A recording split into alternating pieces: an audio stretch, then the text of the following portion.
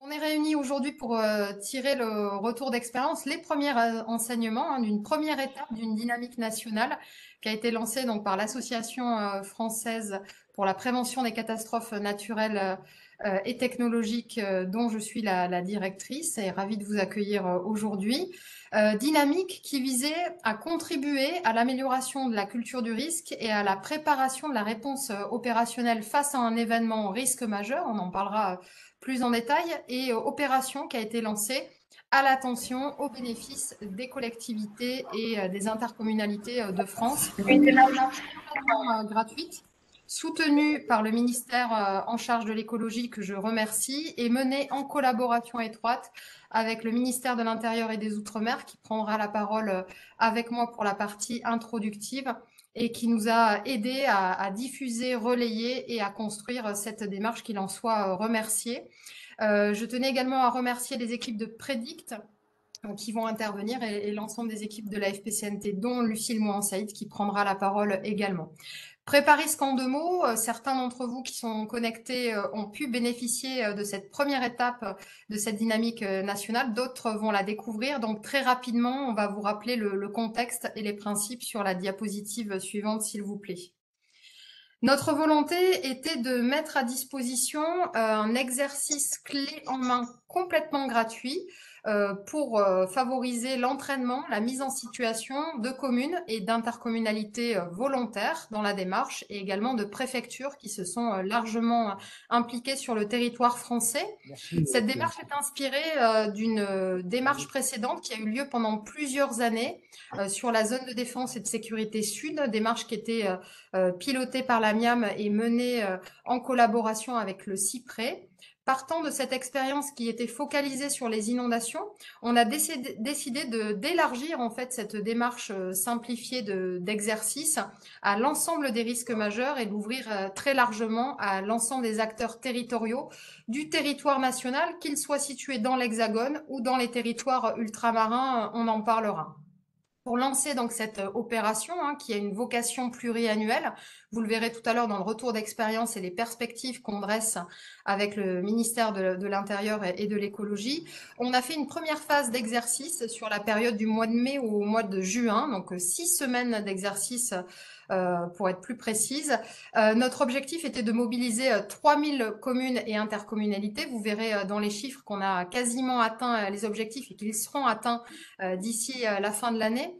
Comme je le disais tout à l'heure, on voulait avoir quelque chose de très facile à utiliser, complètement en ligne, qui pouvait mobiliser plus ou moins en termes d'investissement technique et humain en fonction des disponibilités les acteurs locaux, qui ne nécessitaient pas de préparation accrue, qui pouvait intéresser des communes ou des intercommunalités qui disposaient d'un plan communal de sauvegarde ou d'un plan intercommunal ou qui étaient en préparation ou en réflexion pour en disposer d'un à court terme.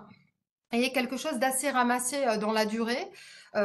C'est pas un exercice qui vise à remplacer toutes les simulations, c'est une première étape d'une durée de 2 heures maximum, qui permettait donc un investissement limité et qui permettait déjà de tester des premières dispositions opérationnelles et notamment l'armement des cellules de crise. On voulait travailler donc sur l'ensemble des risques majeurs. Vous le verrez tout à l'heure, on vous détaillera les scénarios qui ont été joués. On a choisi de travailler sur 13 scénarios d'exercice.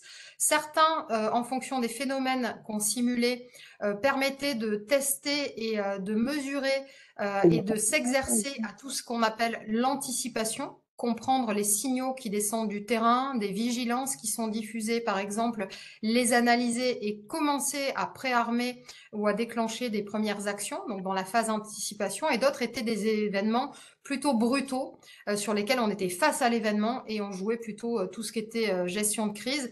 On verra par la suite qu'on évoluera peut-être vers des phases de relèvement et post-crise, mais ceci fait partie des enseignements. Notre objectif au travers de ces exercices était en premier lieu de tester l'armement des cellules de crise communales ou intercommunales et donc de lancer les premières opérations dans un temps bien sûr accéléré.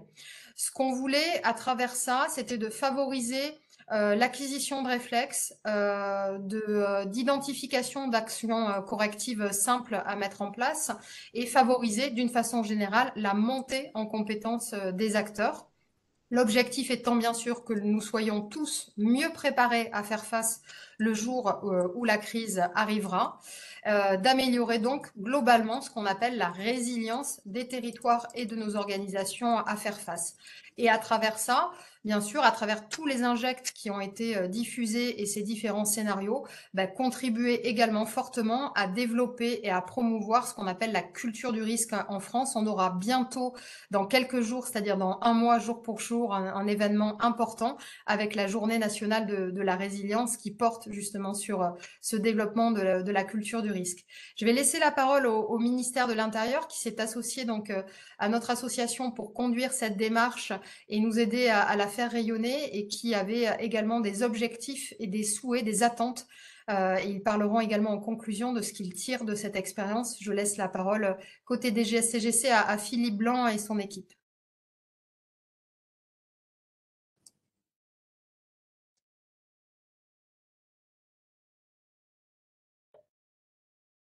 Est-ce que côté DGS-CGC, vous êtes prêt à intervenir?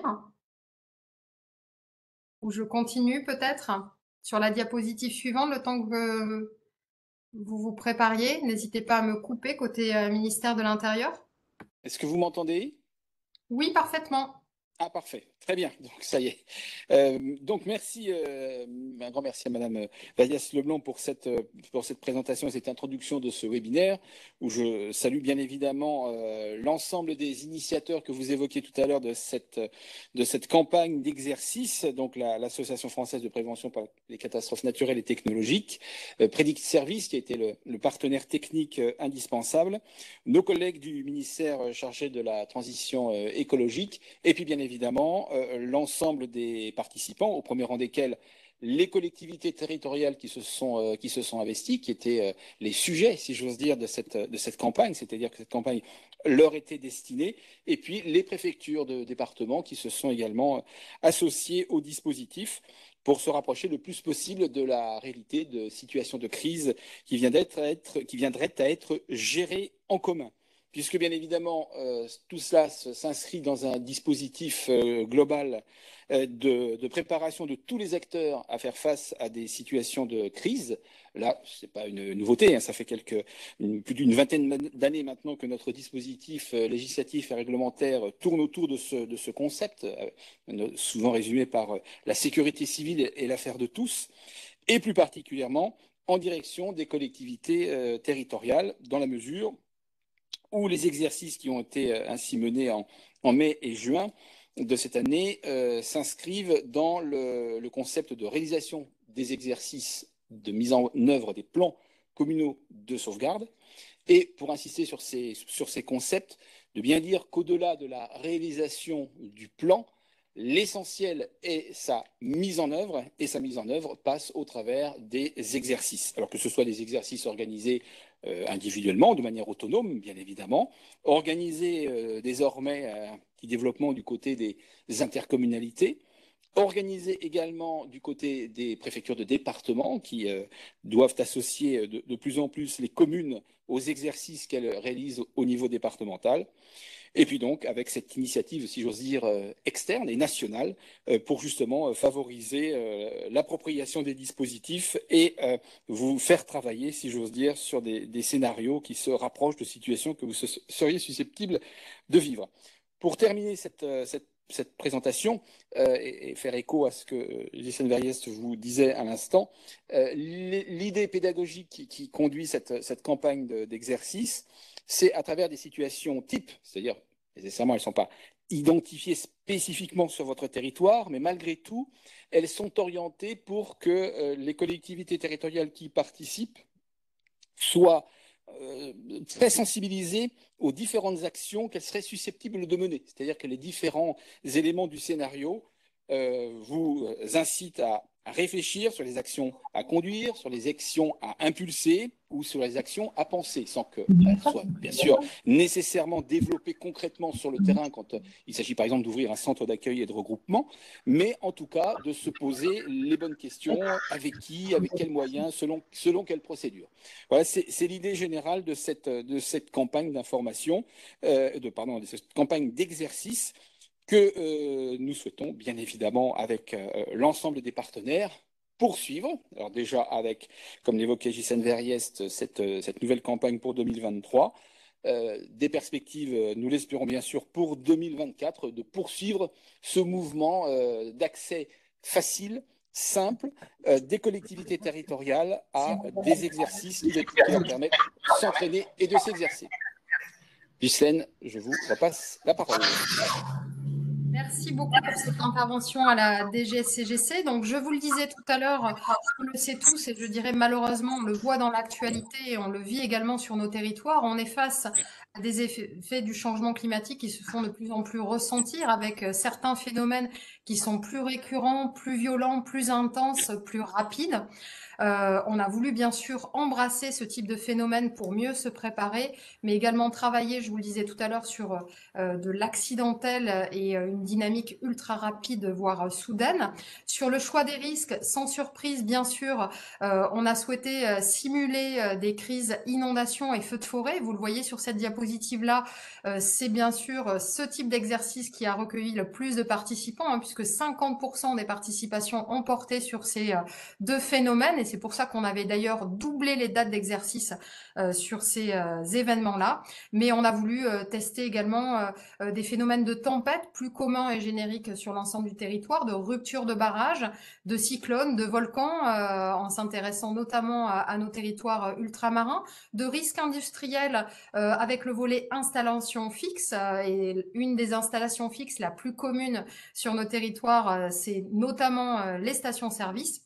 Mouvements de terrain qui peuvent être souvent consécutifs à d'autres phénomènes météorologiques ou spontanés. Transport de matières dangereuses, un risque technologique particulier. Séisme, je dirais que malheureusement l'actualité sur le Maroc nous rappelle qu'il faut se préparer. On a eu également en France un séisme qui a frappé le territoire autour des Deux-Sèvres et qui n'est pas sans conséquences en termes de coûts économiques, également de traumatismes et de dommages sur les territoires impactés. On pense également au séisme du Teil de 2019, la submersion marine, tsunami, toujours pour la partie ultramarine, mais n'oublions pas que certains littoraux français sont exposés, je pense notamment à l'arc méditerranéen, et le risque avalanche pour les territoires de montagne.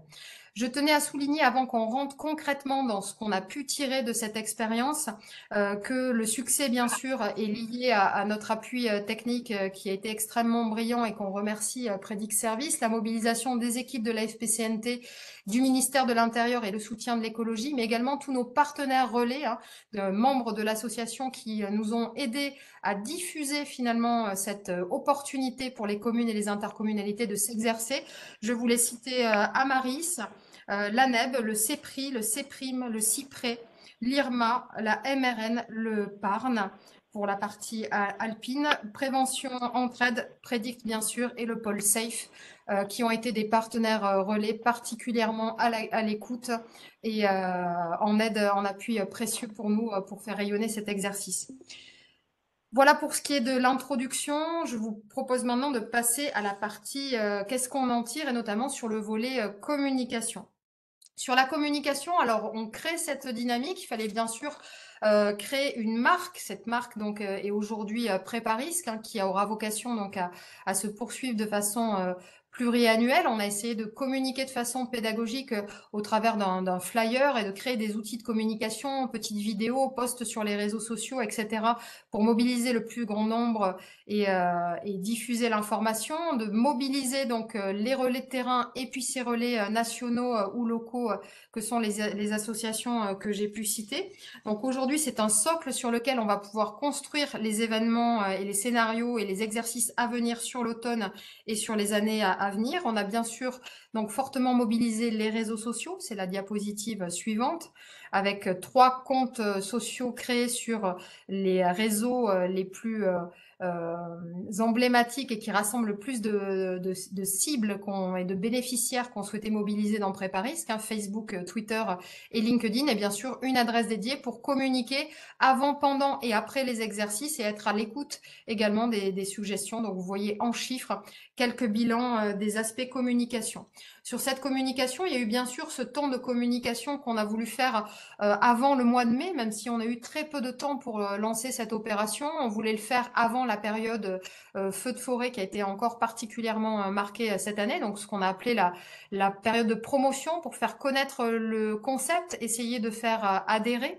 Mobiliser également les préfectures que je tenais à remercier, qui ont été mobilisées notamment par la DGS-CGC et qui ont pu se mobiliser selon les cas, les attentes communales et leurs moyens, soit carrément en joueurs, soit en observateurs ou en relais de promotion. En tous les cas, toutes les préfectures de France nous ont suivis et qu'elles en soient remerciées.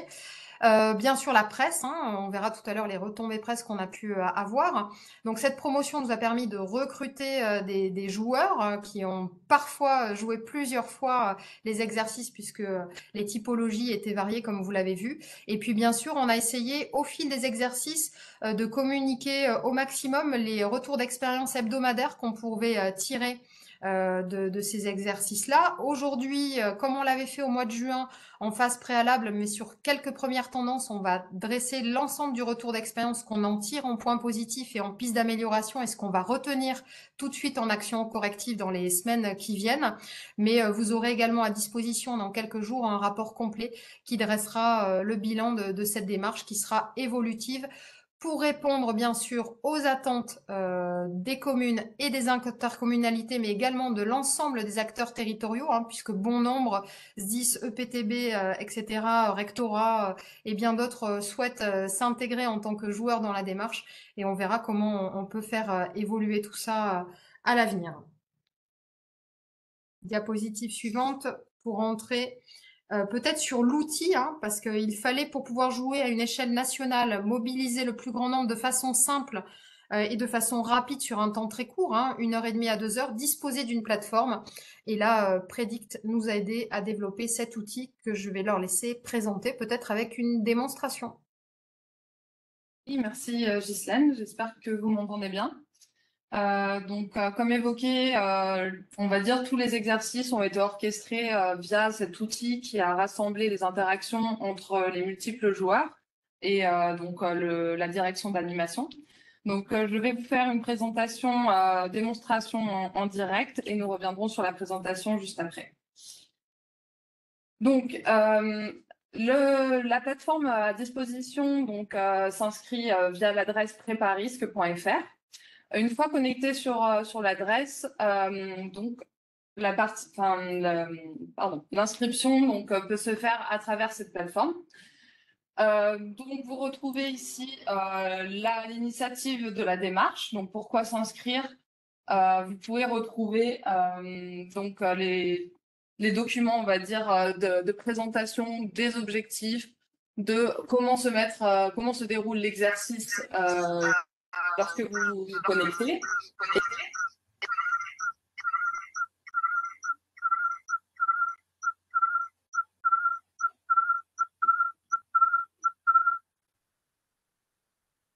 On a perdu le son, Aurélie. Oui, on ne t'entend plus. Oui. Pardon, ça a dû couper automatiquement. Est-ce que c'est revenu? Parfait. Donc, vous avez aussi, je disais, la possibilité de voir le calendrier des exercices. Donc, en cliquant sur ce bouton qui va vous présenter l'édition suivante, nous en reviendrons après. Mais vous avez toutes les dates pour pouvoir vous projeter avec vos équipes communales ou intercommunales. En dessous, vous retrouvez la vidéo de présentation qui avait été faite pour présenter l'initiative. Donc, nous vous montrerons une vidéo un peu similaire de retour d'expérience plus tard dans la présentation. Et comment se passe donc l'inscription? Si c'est votre première fois sur la plateforme, vous pouvez vous mettre sur le bouton inscription et vous avez en 3 étapes.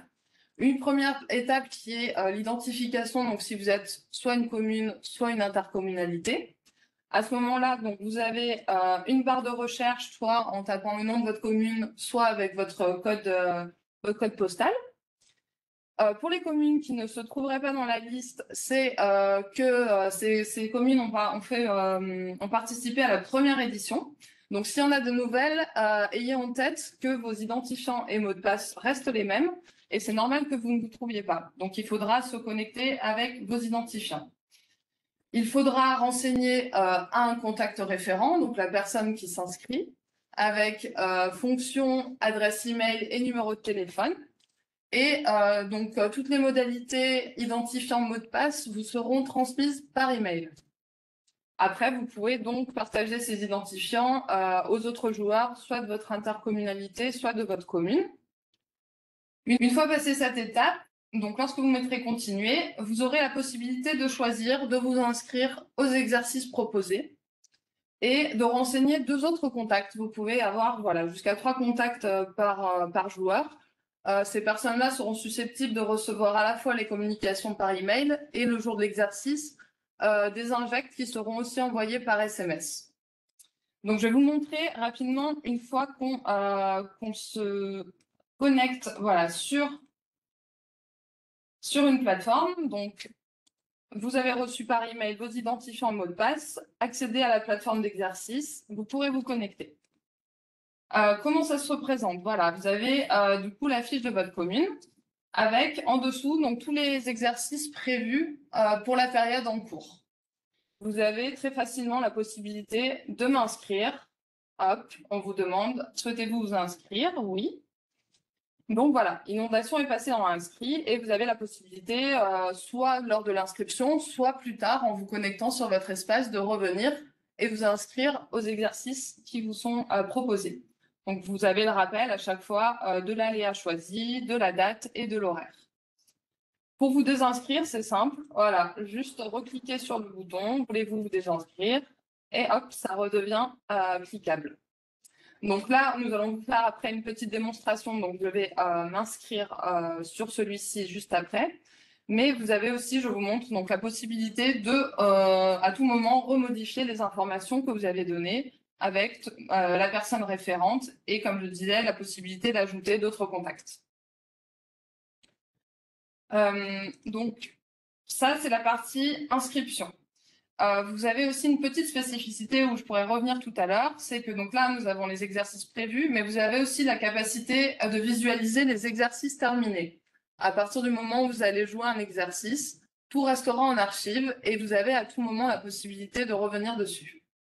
Donc ça, je vais vous en parler juste après.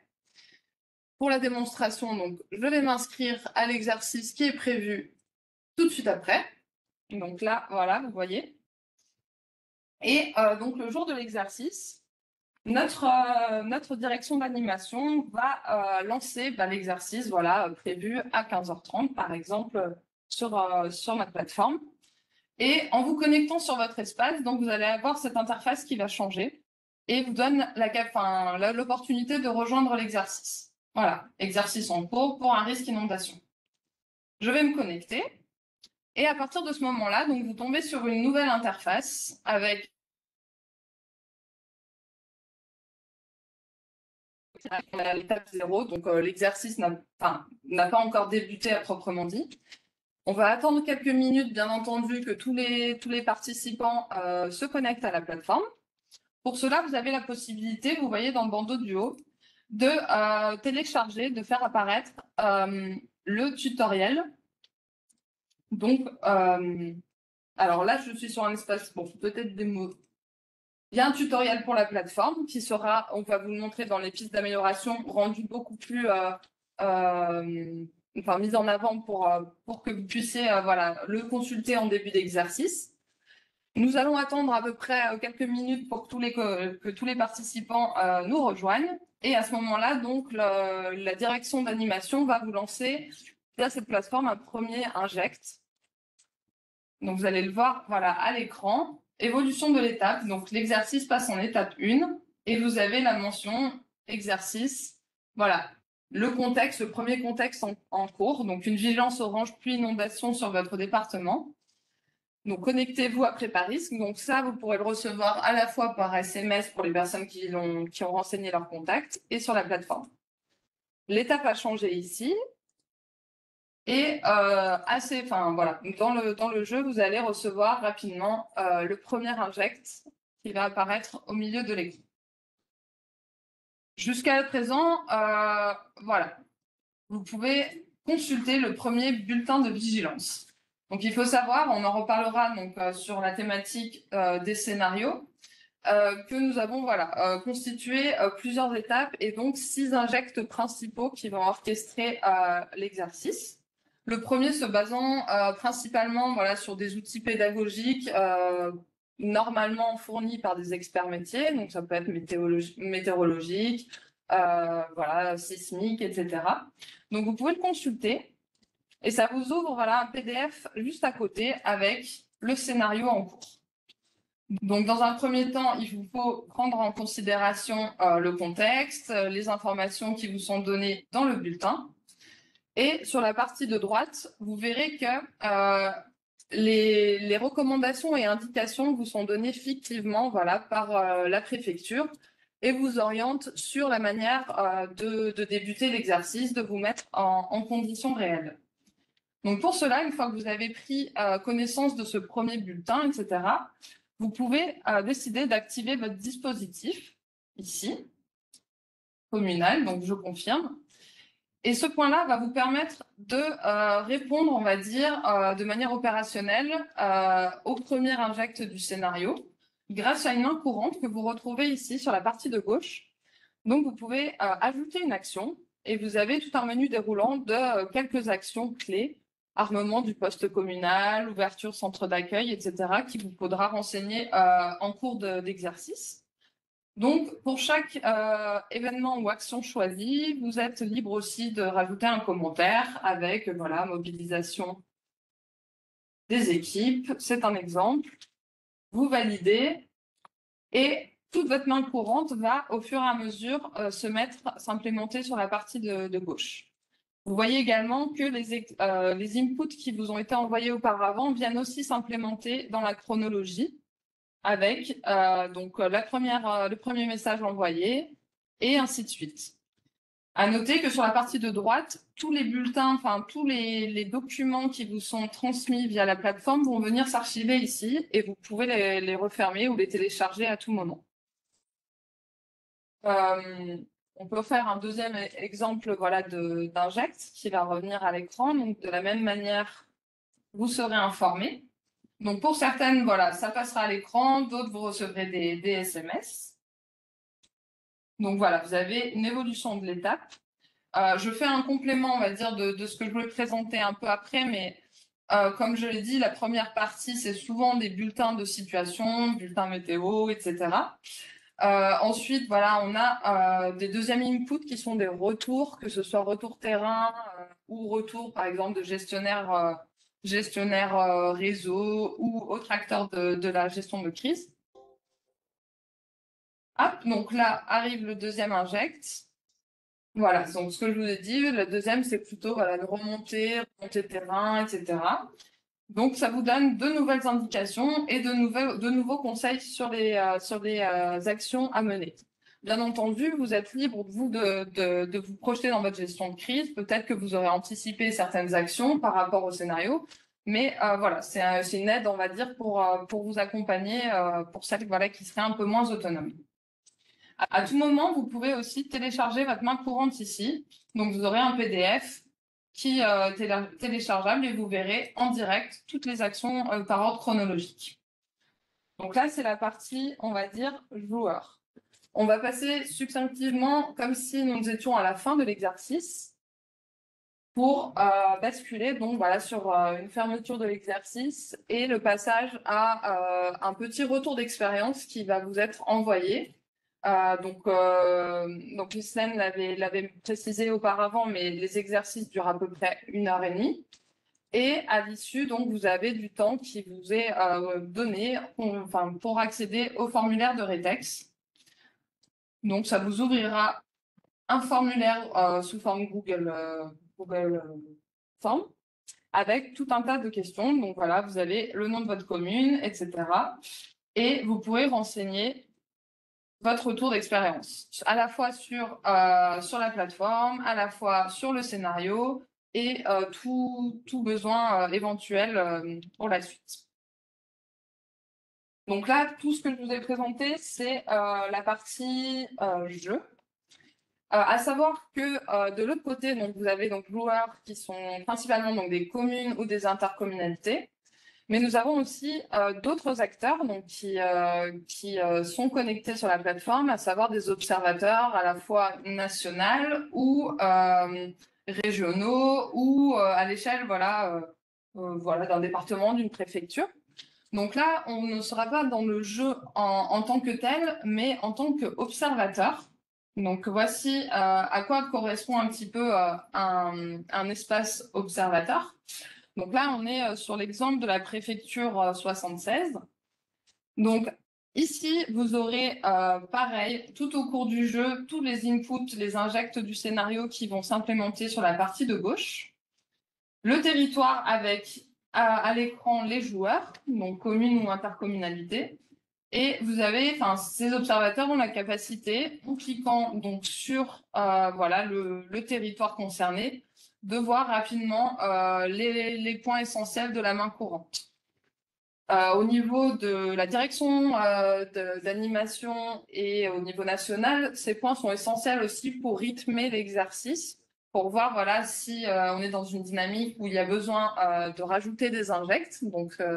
Donc ça va être rajouté en fonction du déroulé de l'exercice.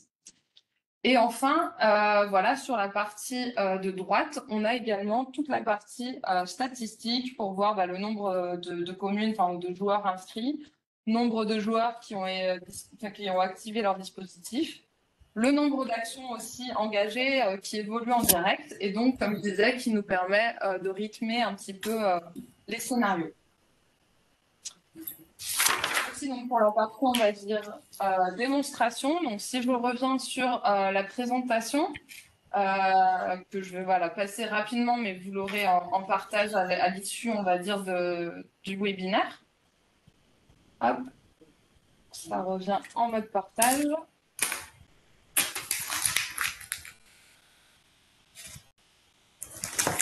Donc, ces slides, rapidement, on vous récapitule. Donc, la phase inscription, la phase jeu et la phase, enfin, observation. Donc, j'en ai déjà évoqué quelques mots, puisque au niveau des scénarios qui sont partagés dans le jeu, ils se sont basés sur des scénarios à visée nationale, donc qui devaient s'adapter au territoire métropolitain, mais également outre-mer. Après, libre à la commune ou à l'intercommunalité d'ajouter des injects, de se projeter, on va dire, dans le scénario qui est donné, en personnalisant sur des lieux communs de son territoire, en voulant faire jouer certaines procédures de leur dispositif de gestion de crise, etc. Donc c'est vraiment une trame globale, mais qui va vous inciter, comme disait Ghislaine, à vraiment pousser la réflexion en cas de gestion de crise et à échanger donc avec vos équipes pendant le jeu. Ça a un caractère, donc je disais, pédagogique, puisque donc vont être pris tout un tas de bulletins d'experts, donc Météo France, Vigicru, le Bureau central de sismicité française, etc. Donc tous ces scénarios en fait ont été construits, enfin co-construits avec la FPCNT et la DGS-CGC en amont. Et donc tous les petits injects, je vous l'ai dit aussi, vous seront en fait orchestrés fictivement par la préfecture, avec, donc, comme je disais, 6 grandes étapes, le bulletin d'information en amont, une remontée terrain quelconque, que ce soit via les réseaux sociaux ou des acteurs de la gestion de crise, un bulletin d'évolution de la situation, soit pour monter de manière graduelle lorsque vous avez une anticipation sur ce genre de scénario, soit quand on a une action, on va dire, accidentelle, et vous rentrez directement donc, dans le scénario, des évolutions de situation. À la moitié du jeu, un point préfecture vous est proposé pour faire un état des lieux, des actions qui ont été engagées. Et enfin, une partie retour, terrain ou autre remontée de points de situation, avant de finir sur un bulletin d'information et de fin d'exercice. Et comme je vous l'ai dit, pour dynamiser plus ou moins donc, les scénarios, d'autres informations vont vous être partagées entre ces 6 grandes étapes. Donc, à l'issue de ces exercices, forcément, donc, les retours d'expérience qui auront été remplis par les joueurs vont être analysés. Et au sein de la direction d'animation, on va, en mode agile, adapter, on va dire, prendre, on va dire, le retour d'expérience pour l'adapter aux exercices suivants.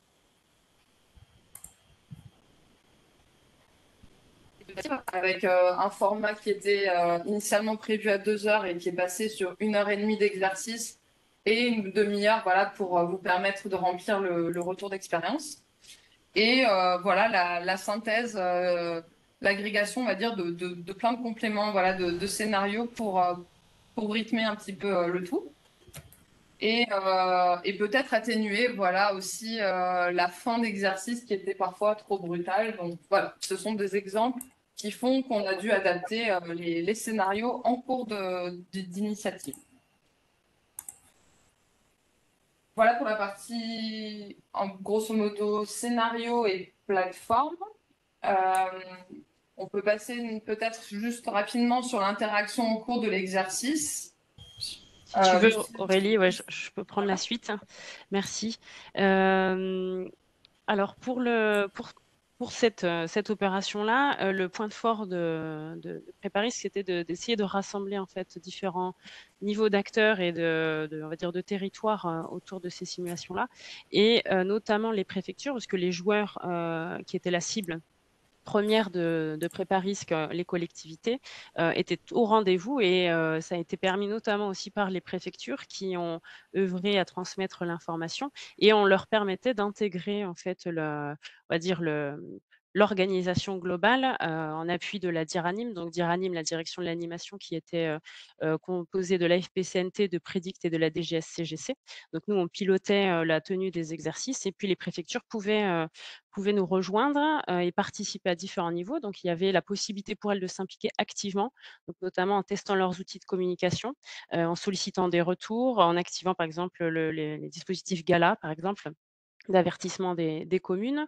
Elles pouvaient aussi s'impliquer en tant qu'observateurs, donc ça a été le cas en fait, à la fois, celles qui s'impliquaient activement et puis celles qui s'impliquaient, en tant qu'observateurs. Donc elles nous rejoignaient, soit via la plateforme, soit une visio, qui était en ligne, durant chaque exercice, pour pouvoir interagir avec nous et décider des moments où on ajoutait éventuellement d'autres injects spécifiques sur leur territoire. Et puis, bien sûr, les préfectures avaient la possibilité de ne pas participer spécifiquement à l'exercice. Et donc là, ça permettait en fait un jeu d'acteurs autour de la plateforme en direct. Et donc ça va être maintenu pour les sessions suivantes. Et puis, on verra aussi qu'on a des pistes d'évolution. Si on peut passer à la suite, parce que on a perçu qu'il y avait quand même une certaine impatience pour pouvoir rentrer dans cette phase de retour d'expérience, les enseignements et chiffres clés. Donc pour commencer, voilà, deux cartographies. Donc la première qui vous présente la participation communale aux exercices. Donc là, on représente en fait tous les territoires communaux qui ont participé à cette première campagne, que ce soit aussi bien au niveau de l'Hexagone, mais aussi que des DROMCOM. Ce qui est intéressant de voir, c'est que, au premier abord, on a quand même 98 départements qui sont représentés sur 101. Donc c'est quand même une grande satisfaction pour une première campagne, au travers de 2 792 collectivités. Donc là, il faut entendre communes et intercommunalités. Pour les intercommunalités, elles étaient ça représente à peu près 6 des joueurs, et parmi ces collectivités, on va dire de quelques grosses villes, parce qu'il faut quand même penser qu'il y avait près de 213 communes de plus de 10 000 habitants. Donc aussi bien des petites communes rurales de quelques centaines d'habitants que des grosses villes se sont jointes à l'expérience et ont pu permettre d'enrichir nos scénarios. Si on passe à la suivante. Là, on a en fait une représentation de la proportion des joueurs par échelle régionale. Donc là, c'est à titre indicatif, hein. On voit bien que toutes les régions ont été représentées durant cette première campagne, avec voilà, des territoires peut-être plus investis. Alors ça peut s'expliquer par plusieurs facteurs, hein. D'une part, que certaines régions sont particulièrement sensibles aux risques. Ils sont régulièrement éprouvés par ces situations-là. Donc voilà, une appétence pour continuer de se tester. Aussi le fait que, voilà, la communication a pu être fortement relayée sur certains territoires et permettre cet engouement dès la première campagne. Et puis aussi, la disponibilité, hein, finalement des territoires, sachant que certains départements étaient déjà impliqués dans des vagues d'exercices organisés avec les préfectures. Voilà, ça devenait compliqué pour certaines collectivités de se rendre aussi disponibles et de se mobiliser pour ces exercices-là. Il faut quand même savoir qu'on a près de, 21 donc quasiment 22 des joueurs inscrits qui ont participé à au moins 2 exercices, certaines communes allant presque même jusqu'à 10 exercices, donc particulièrement Ah, mais ils ont investies dans du cette temps. démarche-là pour se tester. Au niveau de la participation selon le type de risque, plusieurs approches là de lecture sur ce diagramme. On peut voir déjà, il y a un certain top 3 qui ressort. Donc, comme ça avait été évoqué un peu plus tôt, les risques inondations et feux de forêt ont été les 2 grands rendez-vous. C'est pour ça que ces exercices-là ont été doublés. Ils ont chacun représenté près de 50 ensemble représenté près de 50 des participations. Et puis le risque tempête qui n'est pas en reste avec près de 355 participations pour une seule session. Donc ça aussi, c'était un gros exercice et on a commencé par celui-ci, si je ne me trompe pas. Donc c'était un petit peu le baptême du feu pour la campagne Prépa-Risque. Ce qu'il est intéressant de voir aussi, c'est que bon, certes, on a ces 3 risques majeurs, hein, qui ont beaucoup rassemblé, mais une présence sur tous les scénarios qui étaient proposés. Donc TMD au cas où, hein, transport de matières dangereuses, voilà, le 4e risque qui a rassemblé les joueurs. Et puis après on va retrouver des risques tels que, volcans, avalanches, tsunamis, cyclones, submersion marine et rupture de barrage avec moins de participation. Donc là, on approche quand même des risques qui sont spécifiques, hein, au niveau des territoires. Donc aussi bien des risques qui concernent un petit peu plus les territoires d'outre-mer pour certains, le risque volcanique, le risque de tsunami, même si ça se discute, hein, bien sûr, sur le pourtour méditerranéen. Mais voilà, une plus grande sensibilité pour les outre-mer à ce niveau-là. Le risque cyclonique et puis bon, le risque submersion qui ne concernait que on va dire les communes, littorales. Les ruptures de barrage, voilà, ça aussi c'est assez spécifique. Autre point, c'est que voilà, tous les risques ont aussi, vu une participation des territoires d'outre-mer, et donc ça c'est aussi une satisfaction de voir que, voilà, tous les risques, concernent finalement tout le monde. Ce qu'on peut noter, c'est que, ça fait partie un petit peu du retour d'expérience, peut-être que j'anticipe un petit peu, mais le risque séisme, il faut savoir que, quelques jours après, parce qu'il se tenait le 12, juin, si je ne me trompe pas, et le 16 juin, il y avait un séisme à Niort. Donc, là, certaines communes avaient pu se tester, avec Prépa-Risque et puis, finalement, voilà, y être, confrontées, plus ou moins en réel quelques jours après. Et c'était vrai aussi pour le risque, volcanique ou, organisé, alors je l'avais noté, mais je l'ai plus. Organisé, voilà, le 2 juillet, non, organisé pardon, début juillet, fin juin. Il y avait une éruption Piton de la Fournaise à La Réunion le 2 juillet. Donc ça voilà, on se rend compte que finalement se tester, à n'importe quelle période de l'année peut être, pertinent. Pour le risque avalanche, voilà, juste petite subtilité, un peu moins de participation parce que peut-être que c'était un peu, voilà, moins évident de se projeter sur ce risque-là en plein printemps, plein été. Mais voilà, ça fait partie des retours d'expérience aussi de s'assurer que la contextualisation permette bien aux gens de s'approprier les thématiques. Voilà pour cette slide. Si on passe sur les chiffres, hem s'agissant des actions qui ont été menées durant les exercices, alors là, on vous livre les pourcentages, mais bien sûr le rapport permettra d'étoffer, toutes ces données-là. Il faut s'imaginer avec les joueurs, ce qu'impliquent ces chiffres-là. Donc, 97 des joueurs ont activé leur dispositif. Mais en soi, qu'est-ce que ça implique quand on est avec son équipe d'activer son dispositif type PCS? Qu'est-ce que ça implique pour 73 des joueurs d'ouvrir un centre d'accueil? Voilà, donc il y avait vraiment toutes ces réflexions-là qui étaient menées en temps réel par les équipes. 46 des joueurs ont répondu aux médias, parce que ça faisait partie de certains des injects, voilà, sollicitation par les journalistes de faire des retours. Donc 46 se sont prêtés, au jeu via cet exercice-là. Les communes ont en moyenne informé 2 fois leur population, durant les exercices. Donc après qu'est-ce que ça implique? Chacune dispose de leurs outils à leur niveau pour informer la population, que ce soit le site internet, que ce soit les réseaux sociaux, que ce soit, du haut-parleur, des panneaux d'affichage. Donc c'est aussi tout ce schéma intellectuel que ça implique derrière. Les joueurs ont en moyenne fait 1 point préfecture par exercice. Donc ça aussi, c'est savoir rendre compte rapidement auprès de la préfecture de la situation sur son territoire.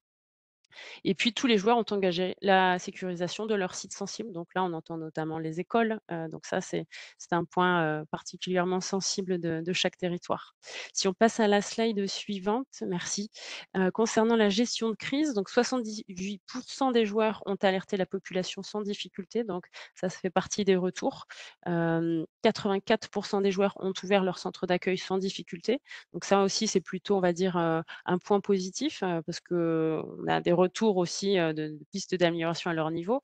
61 des joueurs ont sollicité l'intercommunalité ou la préfecture pour demander des moyens supracommunaux et c'est aussi ce qui était en fait challengé dans les scénarios, hein, c'était d'essayer d'atteindre ce point de alors je sais pas pourquoi j'allais dire point de rupture, c'est pas du tout ça, mais le point justement où le territoire peut se sentir un petit peu démuni et va devoir nécessiter une sorte de collaboration, d'entraide au niveau territorial. Donc ça a été challengé et les joueurs, voilà, ne se sont pas privés d'essayer de jouer avec, les intercommunalités ou préfectures pour mobiliser des moyens. En termes de pistes d'amélioration identifiées, voilà, 74 des joueurs pensent pouvoir améliorer leur gestion de crise à l'issue des exercices. Donc ça, c'était aussi, l'objectif, hein, de cette campagne, c'était que les joueurs et les collectivités puissent identifier, bah, voilà, peut-être les points de latence ou les points de flou dans leur organisation et de constater que peut-être elles pouvaient encore améliorer tout ça. Donc ça, c'est très satisfaisant puisque se tester permet justement d'identifier comment devenir, meilleur la fois suivante. Autre piste d'amélioration, 43 des joueurs n'avaient pas le matériel nécessaire pour armer leur poste de commandement et c'est quand même une des premières étapes donc voilà, dès le début, elles pouvaient se rendre compte que, voilà, il y avait des choses à améliorer qui peuvent être très simples et qui permettent en fait déjà de faciliter la gestion de crise pour la suite. Bascule, pertinence de la démarche prépa-risque, donc ça fait partie aussi des chiffres, notamment via le retour d'expérience, le questionnaire, hein, et je le répète, ceci fera l'objet d'un rapport si vous voulez encore plus d'informations. 86 des joueurs sont satisfaits de la communication réalisée en amont.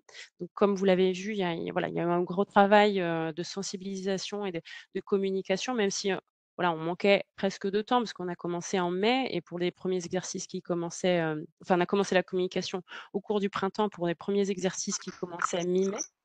Donc, pour nous, c'est une satisfaction, mais on sait que plus tôt on peut communiquer, mieux c'est. 80 des joueurs trouvent les scénarios réalistes, donc ça, c'est aussi pour nous, c'était important d'avoir ce retour-là, parce que comme ça a été expliqué plus tôt, voilà, il y avait certaines contraintes associées à la définition des scénarios, pardon, dans le sens où permettre à toutes les collectivités, de jouer, donc de pouvoir se retrouver dans les scénarios, mais avec des éléments qui leur permettent quand même de territorialiser, de personnaliser ces injects-là au niveau de leur territoire. Donc pour nous, c'est satisfaisant, même s'il y a encore 20 qui du coup nous amènent forcément à poursuivre le travail sur les scénarios pour les rendre toujours plus pertinents. 86 des joueurs trouvent la plateforme exercice adaptée. Donc ça, c'était l'objectif aussi qu'elle puisse être, ergonomique et instinctive. Bien entendu, on a matière à la faire encore évoluer pour l'enrichir et ou la simplifier. Donc ça fera partie d'arbitrage qu'on aura à mener, sur les prochains mois.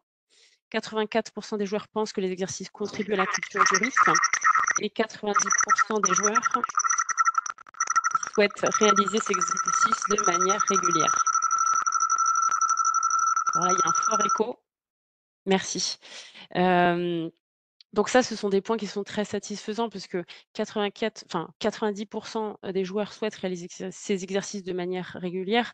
On sent que voilà, c'est quelque chose, qui a rencontré un besoin, qui a satisfait, une attente d'une certaine manière et qui nous pousse forcément, bah, à reconduire aussi, certains exercices à l'automne et puis à se projeter déjà sur 2024. Voilà pour cette slide-là et puis s'il fallait compléter un peu le côté, retour d'expérience, hein, comment dire? Les témoignages vus dans la presse et sur internet permettent aussi d'alimenter ce retour d'expérience et de voir qu'effectivement ça a satisfait, ça a répondu à certains besoins et puis, voilà et réfléchir à d'autres pistes. Pour ce qui est du qualitatif, je vais passer la main, puisqu'il me semble que c'est la suite, et avant ça, pardon, il y a une petite vidéo.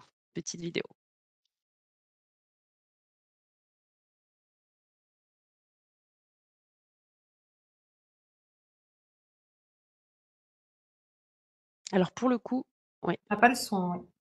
Non, le son ne suit pas. Il faut peut-être relancer le partage ou mettre plus fort. Non. Et oui, puis on est au maximum.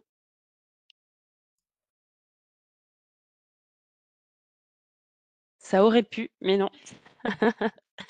Peut-être qu'il faudrait, arrêter, recommencer le partage parce que ça marchait pendant le test tout à l'heure.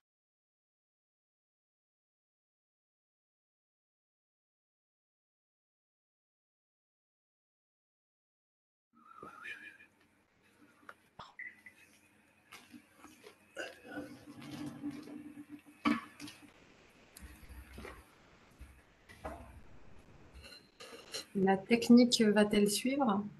Faut-il que nous nous exercions plus aux visioconférences?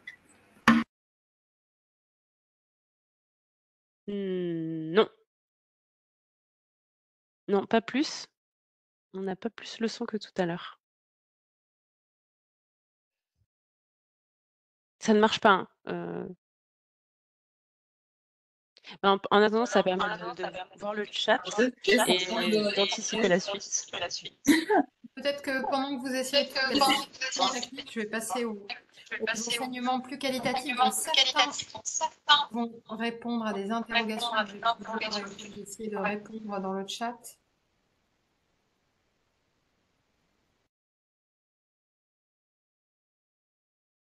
Quand on met le son, vous avez mis le son. Alors, on ne sait pas si on est.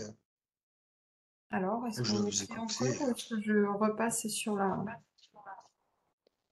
sur les enseignements? Et moi, je reprends. J'ai écran.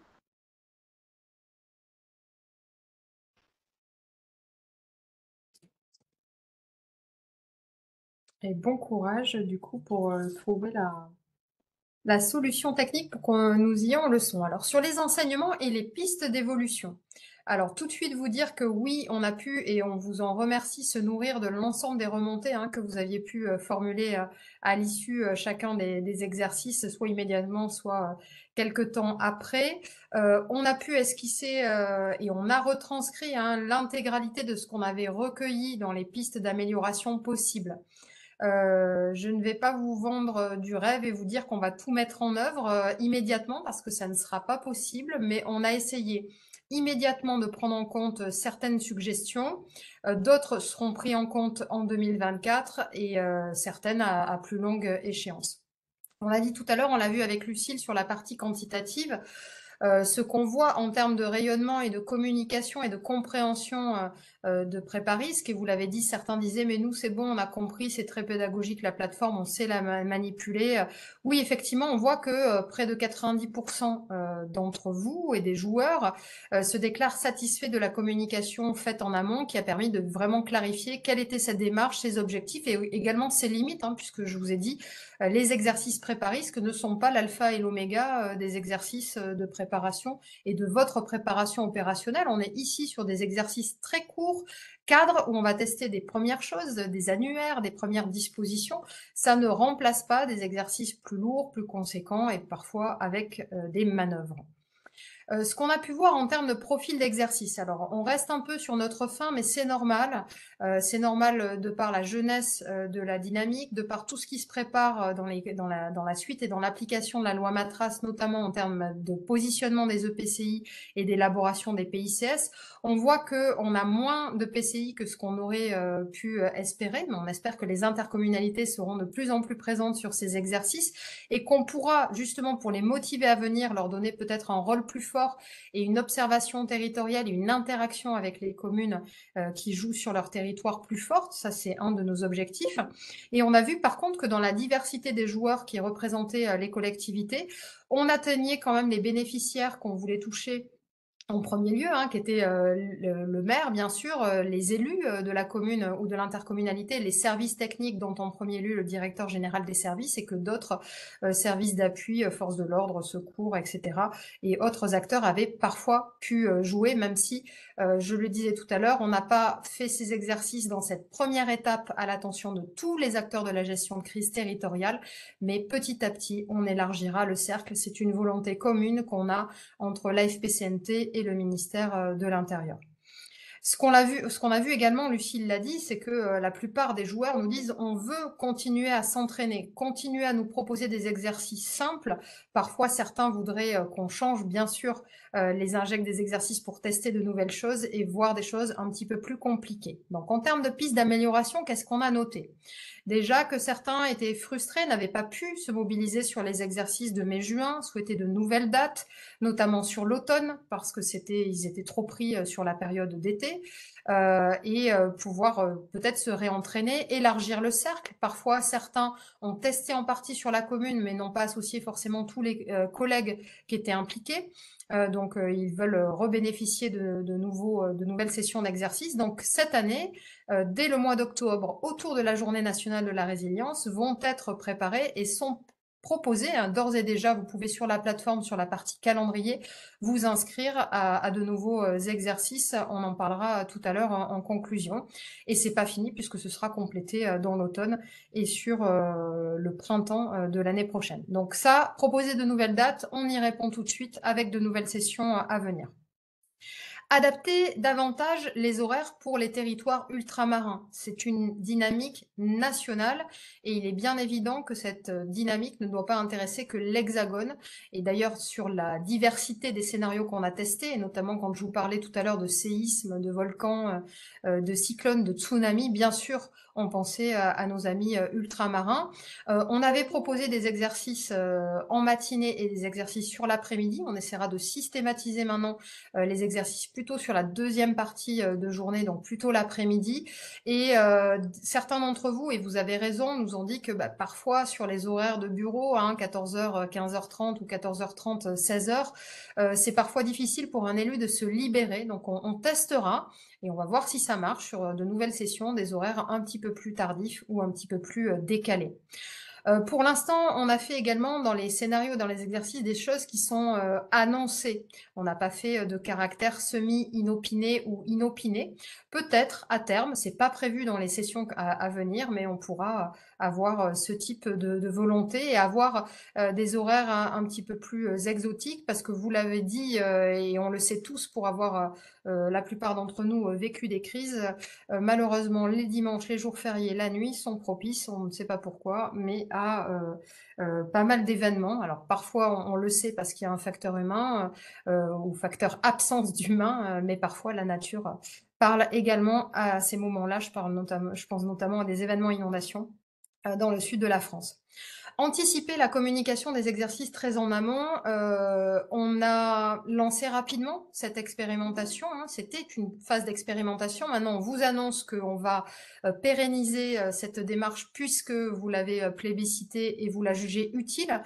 C'était vraiment ce qu'on voulait voir. Est-ce que cette démarche était utile? Est-ce que vous en aviez besoin sur les territoires pour qu'on sache si on allait dans la bonne direction? Donc, on va pérenniser. On va communiquer plus en amont sur les phases d'exercice pour que vous ayez le temps d'anticiper la mobilisation interne chez vous et externe avec des partenaires pour jouer. Donc ça, c'est vraiment une piste d'amélioration que l'on va garder. Élargir la participation à d'autres acteurs, je l'ai dit tout à l'heure, au-delà de conférer à des EPCI notamment des rôles un petit peu différents que le joueur pur, mais d'observateur et d'interaction avec les communes de son territoire. Des acteurs territoriaux se sont étonnés de ne pas être intégrés tout de suite dans les joueurs. Vous comprenez bien que pour lancer cette démarche déjà au niveau national, on voulait voir si ça allait marcher et vous intéresser au niveau des communes et des intercommunalités, franchir le pas d'élargir le jeu à des acteurs tels que les SDIS, les rectorats, les conseils départementaux, les EPAGE, les EPTB, et je passe d'autres acronymes parfois plus ou moins indigestes. C'était compliqué de le lancer sur une phase expérimentale et une version bêta de Préparisque, mais effectivement, on essaiera. au fur et à mesure d'élargir ce cercle pour que tout le monde, les réseaux d'acteurs puissent bénéficier. On le sait tous également sur les phases d'exercice, ce qui est important, c'est aussi de connaître les acteurs avec lesquels on va pouvoir interagir sur les territoires et de travailler en amont et en aval de l'exercice avec eux. Donc oui, vous avez raison, on vous entendra sur ce sujet-là. Préciser davantage les modalités de l'exercice en amont. Alors, on l'a fait ici. Certains râlaient, disaient mais je connais le système, etc. D'autres participaient à ce webinaire pour voir s'ils seront joueurs dans les prochaines semaines. Donc oui, on essaiera d'avoir plus de tutoriels et outils pédagogiques pour bien expliquer la démarche et l'utilisation de la plateforme pour pas que l'exercice soit complexifié un peu plus par le fait qu'il faut jouer l'exercice et apprendre à utiliser la plateforme en même temps. Donc, on vous a entendu là-dessus. Partager les échanges entre PCI et communes de leur territoire, j'en ai parlé d'une façon générale entre acteurs. On l'a dit, on a essayé d'avoir une certaine agilité, flexibilité, adaptabilité des exercices en temps réel. C'est pas forcément évident, mais on essaiera de tendre vers ça et puis d'encourager donc ces échanges entre joueurs également pour se poser des questions, puisque on est là pour s'exercer, apprendre tous ensemble. Peut-être sur les exercices et les scénarios. Donc, ce qu'on voit également, c'est que on ne s'est pas tout à fait trompé et finalement les scénarios qu'on avait choisis, ce format d'exercice court sur 1h30 à 2 heures avec à peu près 5 à 6 injects, Aurélie le rappelait tout à l'heure, correspond et a été jugé adéquat par un grand nombre. Hein. Le réalisme des scénarios a été plébiscité par 80% des joueurs et puis le format a été jugé adéquat. Donc on est un petit peu plus faible, 70%, parce que c'est vrai que pour des joueurs plus aguerris, des grosses communes, des grosses PCI par rapport à des plus petites communes qui n'ont pas forcément encore de PCS, etc. C'est vrai que le format pouvait convenir pour des personnes qui voulaient se tester pour la première fois ou avoir un exercice simple. Pour des joueurs plus aguerris, il faudrait aller un petit peu plus loin dans la complexité et la densité des exercices. Donc ça aussi, on l'a bien en tête. On fera notre possible et vous allez voir qu'on va injecter de nouvelles choses. La personnalisation, oui, bien sûr. Alors c'est vrai qu'on est sur une dynamique nationale. On a voulu offrir en jeu gratuit des scénarios qui devaient être valables pour tous les territoires, quelle que soit leur localisation.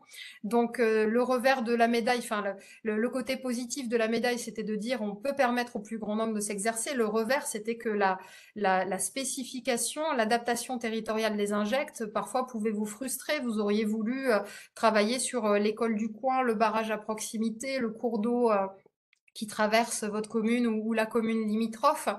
On n'a pas pu, par contre, d'ores et déjà sur les exercices qu'on a prévus à l'automne et en lien également avec une autre opération qu'on travaille avec notamment l'IRMA et nombre de partenaires que j'ai cités et bien d'autres qui s'appelle le Résilience Tour, on va proposer des exercices plus territorialisés sur la partie ultramarine pour commencer. Et puis si ça marche, si le retour d'expérience est bon, on pourra élargir un petit peu sur 2024 et 2025 en testant des choses sur la Guadeloupe, la Martinique et l'île de la Réunion. Donc oui, la personnalisation des scénarios, on va essayer, mais on n'est pas là non plus pour vous faire des scénarios clés en main. Voilà, là vous avez aussi des accompagnants, des bureaux d'études, des partenaires, un tissu associatif local parfois qui peut vous accompagner pour travailler à ça, en plus de vos équipes internes au niveau des communes et des intercommunalités. Permettre une combinaison de certains aléas. C'est vrai que quand on parle de prévention des risques, la façon la plus simple d'aborder les choses et également en préparation, c'est de travailler sur du monorisque et les spécificités de chaque risque. Mais on le sait tous et on le voit, on est dans des crises de plus en plus complexes et combinées.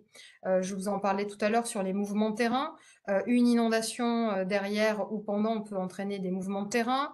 On peut passer d'une période de feu, de sécheresse intense à des périodes de pluie très intenses avec tous les aléas et les effets dominos qu'on va pouvoir avoir. On sait qu'une crise d'inondation ou feu de forêt peut impacter également des enjeux technologiques et nucléaires et générer d'autres crises. Donc, le concept de crise combinée est particulièrement intéressant pour des joueurs aguerris ou des joueurs débutants, je dirais.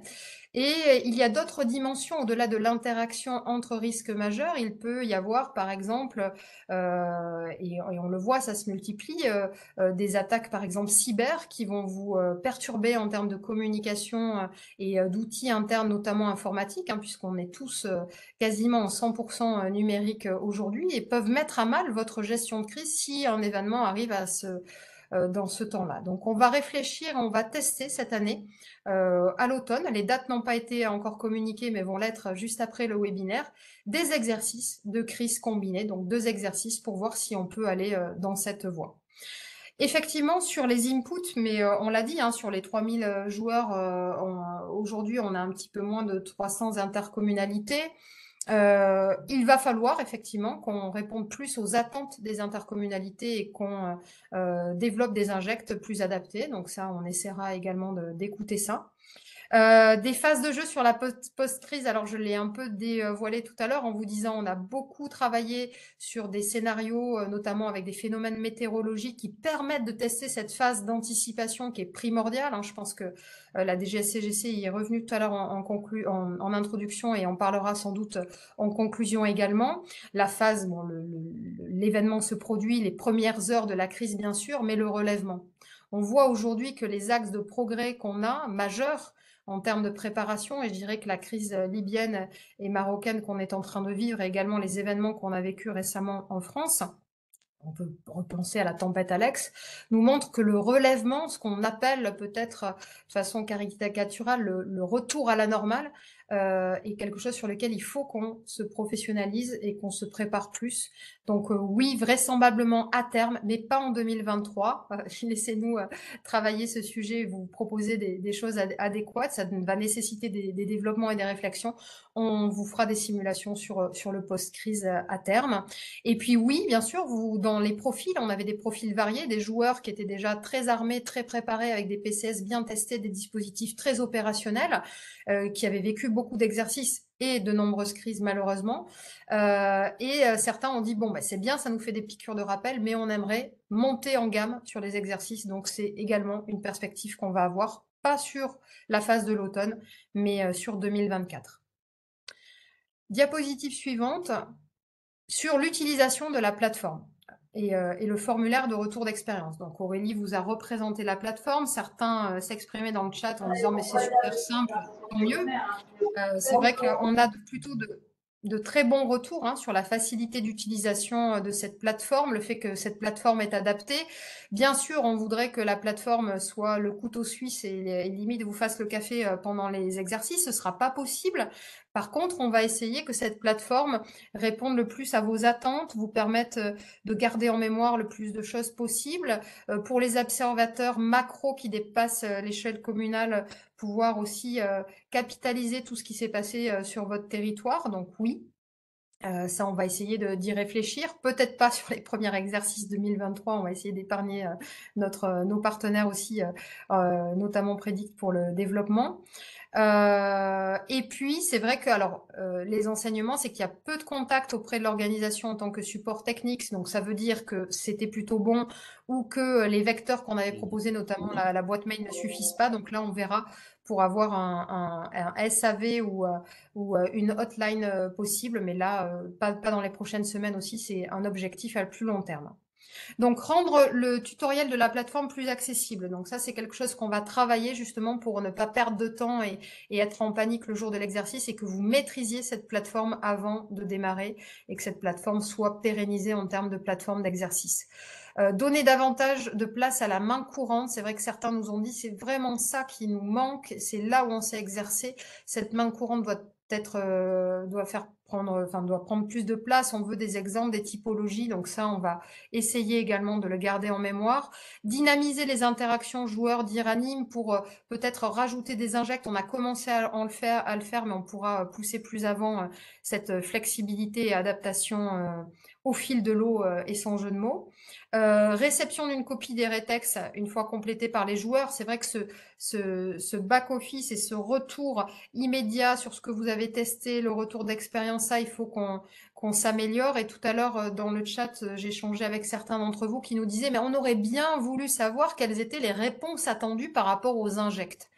Alors, je voyais également sans doute des préfectures, je crois, ou des CDPC qui répondaient, bah, le pense-bête, c'est le PCS et rien ne vous empêche de faire des fiches opérationnelles. Oui, c'est vrai, Préparisque ne va pas rédiger le PCS à votre place, ça c'est sûr. Par contre, effectivement, en miroir des scénarios qu'on a prévus et des injects, on va essayer de travailler des fiches, une checklist, un pense-bête qui vous dit voilà les réponses qu'on aurait attendues et qui nous paraissaient des fondamentaux pour que vous ayez un peu ce retour et que vous puissiez vous auto-évaluer par rapport à ce qui s'est passé. C'est important et là, ça fait partie également de la montée en compétences et de votre propre plan d'action ensuite pour vous améliorer dans un processus d'amélioration continue. Donc le partage des mains courantes avec les instances observatrices supra, que sont les EPCI, les préfectures, voire le niveau national, bien sûr, ça c'est dans notre scope.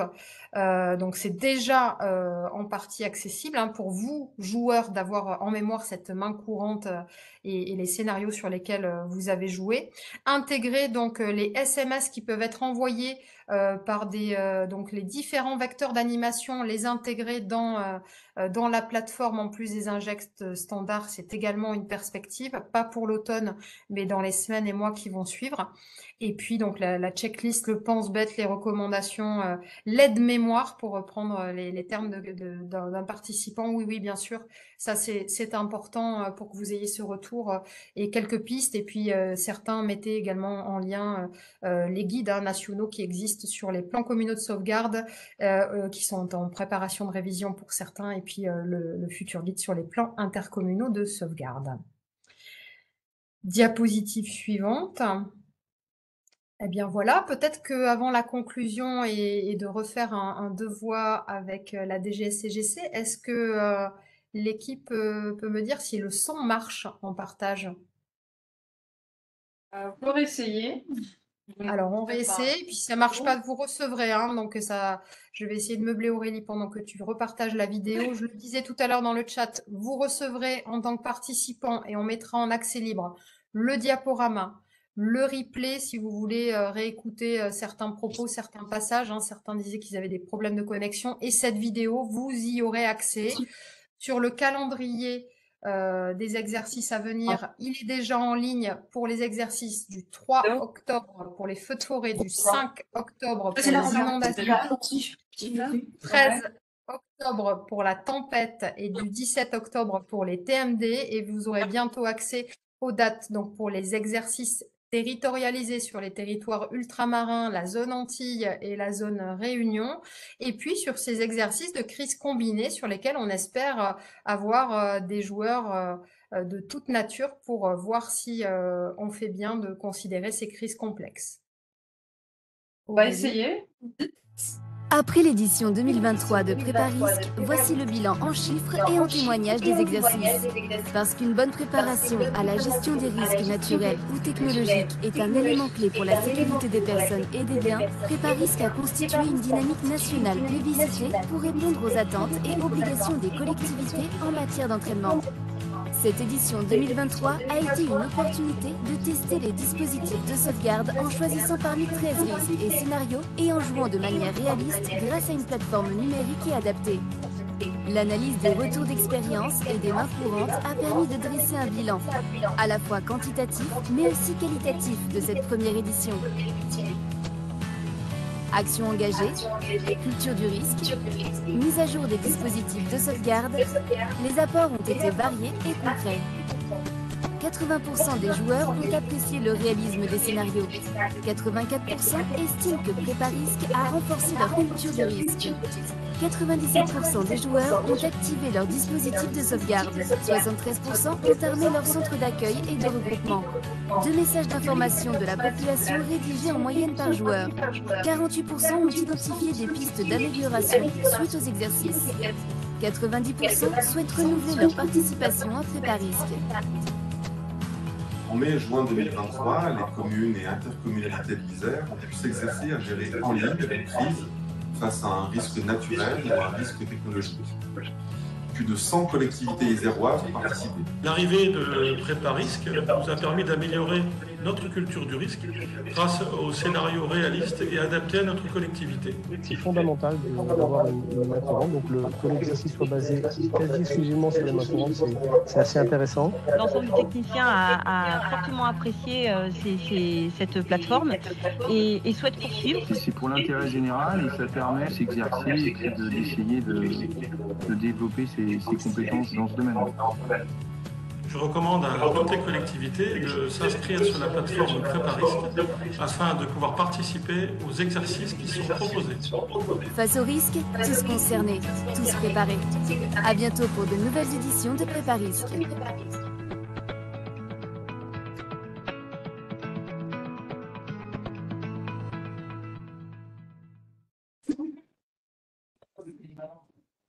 Merci Aurélie. Alors avant de passer à la conclusion, peut-être répondre à quelques questions que je vois dans le chat et je fais un appel du pied à des amis côté DGS-CGC pour m'aider à répondre peut-être à certaines d'entre elles ou à Prédict également et à Lucille côté AFP-CNT.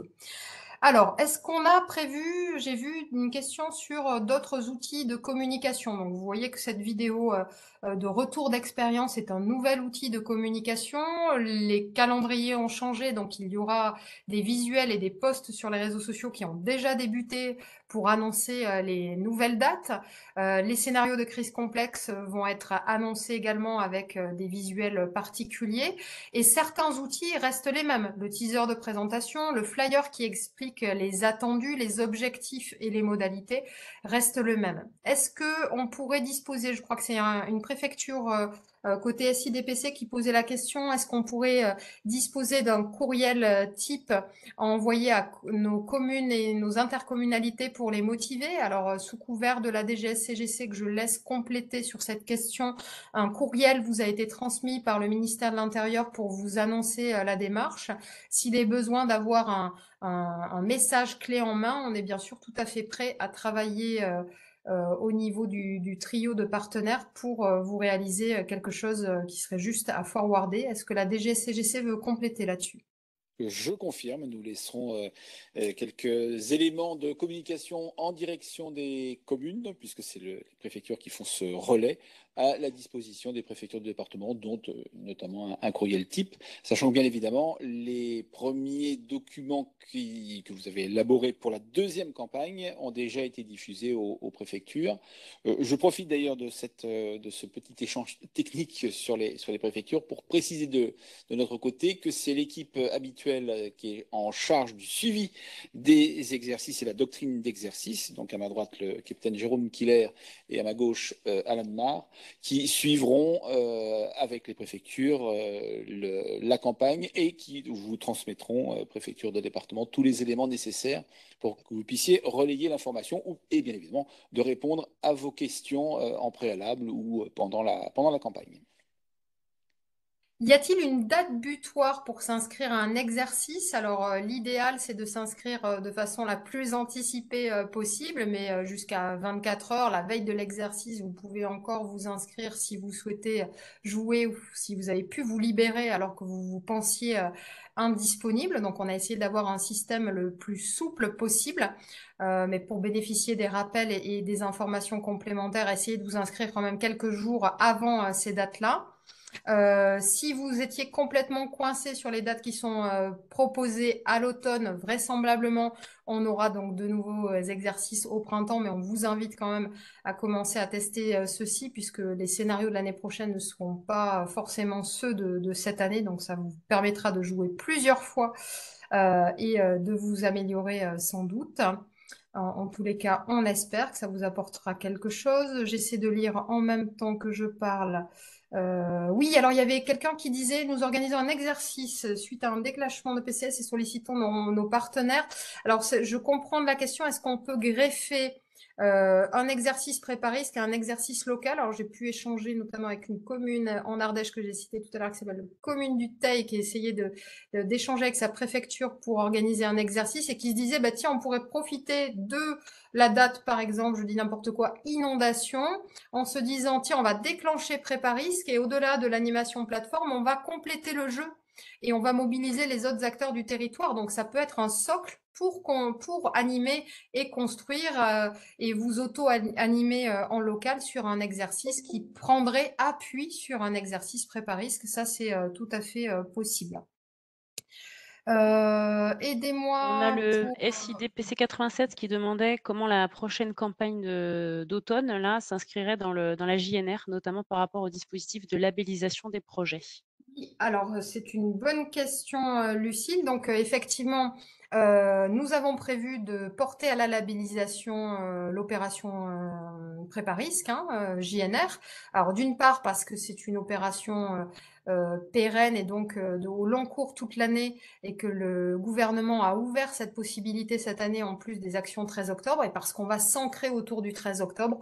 Donc oui, les exercices de l'automne, nous l'espérons, si les ministères qui analyseront cette démarche nationale portée à la demande de labellisation y sont favorables, nous espérons pouvoir apposer le label de cette journée tous résilients face au risque. Est-ce qu'il y a des questions que j'ai pas vues, auxquelles j'avais pas répondu dans le chat? Quoi qu'il en soit, même si on répond pas hein, sur ce webinaire-là, que vous avez des questions que vous voulez pas poser peut-être devant l'ensemble des participants ou des questions qui vous viennent, il y a toujours cette boîte mail Prépa-Risque hein, qui vous permet de nous interroger. Certains l'ont fait à l'issue de la première phase. Lucille. Oui, il y avait eu un peu plus en amont en fait la préfecture de l'Ain qui réagissait voilà, je vais lire tel quel. S'agit-il d'un entraînement ou d'un exercice? Comment est-il possible de l'adapter dans le processus de préparation des communes afin d'éviter de créer une pédagogie de l'échec? Le risque de dupliquer un même exercice sur X communes a-t-il vraiment permis à chaque commune d'atteindre ses propres objectifs en fonction de sa propre progression? Alors là, peut-être je vais laisser la DGS-CGC commencer puisqu'on parle de positionnement de cette démarche dans les autres dispositifs d'entraînement, de simulation et d'exercice. Et puis je compléterai s'il en est besoin.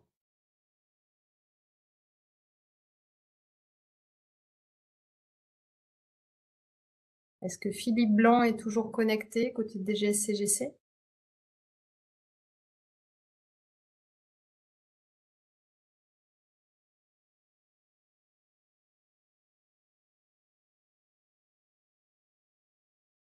Est-ce que la DGS-CGC nous entend?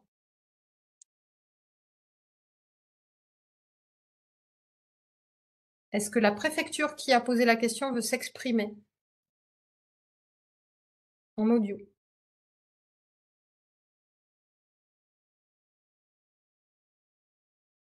Bon, est-ce que Lucille, tu peux me relire la question? Que j'essaie de répondre à la place du ministère de l'Intérieur. S'agit-il d'un entraînement ou d'un exercice? Comment est-il possible de l'adapter dans le processus de préparation des communes afin d'éviter de créer une pédagogie de l'échec? Le risque de dupliquer un même exercice sur X communes a-t-il vraiment permis à chaque commune d'atteindre ses propres objectifs en fonction de sa propre progression? Alors, la DGS-CGC est dans les outils de communication hein, qui ont permis de lancer Prépa-Risque, nous l'avons tous indiqué au niveau national, c'est bien un exercice qui compte dans les exercices prévus pour les communes, qui peuvent également dans la programmation des exercices départementaux des préfectures trouver leur place. Et je crois que vous êtes en pleine consolidation côté préfecture de département et de zone de la programmation pour l'année N+1 2024. Donc, il y a déjà eu un échange là-dessus avec la DGS-CGC. Je vois pas pourquoi on est dans une démarche d'échec. Ah, je retrouve le ministère de l'Intérieur qui veut peut-être s'exprimer. Pour moi, on est au contraire dans un exercice qui permet à chaque joueur de s'exercer individuellement sans forcément avoir la pression d'être intégré dans un gros dispositif, un gros exercice où ils seront observés, donc ils peuvent avoir cette phase d'auto-évaluation encore plus poussée que dans des exercices peut-être organisés de façon standard au niveau d'une interco ou, euh, ou d'un département. Donc pour moi, on est plutôt dans un dispositif qui vient compléter et qui vient simplifier et dédramatiser également ce que peut être les exercices, hein, parce que pour ceux qui vivent des exercices ou des crises régulièrement, vous êtes peut-être très au fait de ces exercices et à l'aise. Pour d'autres, c'est un véritable stress, hein, ces exercices et ces mises en situation. Donc ça permet voilà, de jouer de façon enfin, sans pression et sans stress d'être complètement observé là-dessus. Je sais pas si ça répond en partie à la question ou en totalité. Est-ce que côté ministère de l'Intérieur, Philippe Blanc, peut compléter? Oui, c'est Jérôme Killer pour le ministère de l'Intérieur. Donc oui, tout à fait en phase à ce que vous avez dit pour répondre à la question. Après, il y a déjà certaines préfectures qui m'ont interrogé sur le fait de savoir si la participation à la campagne pouvait rentrer dans le cadre de la politique des exercices. Donc oui, bien évidemment, quand vous participez à une journée, ça vous compte pour un exercice, hein. Si vous avez 30 communes sur votre département, bien évidemment, ça ne vous compte pas pour 30 exercices et vous êtes tranquille pour les 5 années qui viennent. On est bien d'accord, hein. Et donc, bah voilà, vous avez fait le tour de la question. Puis, je crois que c'est clair pour nous aussi. Oui, pour compléter sur l'aspect pédagogique, comme je l'ai dit en introduction, il s'agit bien d'une approche pas à pas. Les injects du scénario, enfin les différents éléments du scénario sont censés provoquer un certain nombre de réactions ou d'attirer l'attention du joueur sur des éléments qu'il devrait mettre en place dans pareille situation. Donc on est vraiment sur une pédagogie, et j'insiste bien, du pas à pas et de découverte de l'ensemble de la matière et qui rebondit bien sur ce que vous évoquiez, Ghislaine, sur l'aspect peut-être de faire à terme des choses un peu plus, entre guillemets, musclées pour des collectivités qui ont un peu plus d'entraînement ou un peu plus comment dirais-je, de maîtrise des dispositifs de gestion de crise. Là, il s'agit bien d'un aspect de sensibilisation initiale, mais de bon niveau, enfin, bien évidemment, pour justement permettre aux collectivités de progresser sur le sujet, ou en tout cas de l'appréhender dans toutes ces difficultés, parce que le scénario rebondit bien ou envoie bien sur des réflexions qui sont des réflexions très conséquentes. J'insiste, je reprends mon exemple du début en disant que quand le scénario vous incite à mettre en place un centre d'accueil et de regroupement, ça pose nécessairement pour la collectivité plein de questions qu'elle doit appréhender, questions pratiques, techniques, organisationnelles, d'anticipation, etc., etc. Et c'est bien l'objectif des exercices.